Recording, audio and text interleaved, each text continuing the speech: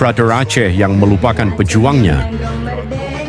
Wahai tanah Aceh yang pernah berdarah demi keadilan, di mana penghargaanmu untuk mereka yang berjuang, pejuang-pejuang GAM yang dengan nyawa dan darah mempertahankan martabat negeri ini dari penindasan. Namun kini setelah perdamaian bersemi, apakah mereka masih kau ingat? Ketika tanah telah tenang dan kursi kekuasaan empuk dinikmati, nama-nama mereka yang dulu berteriak lantang, kini tak lagi terdengar dalam kebijakanmu. Apakah peluh dan darah mereka hanya sejarah yang kau baca tanpa rasa di halaman-halaman usang?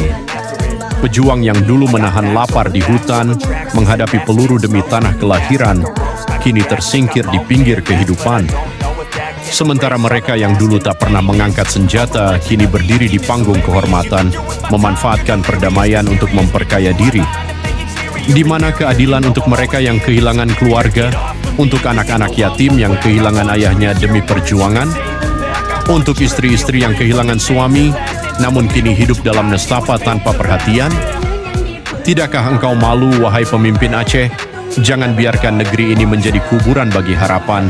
Jangan biarkan pengorbanan menjadi sia-sia. Hormati mereka yang telah berjuang.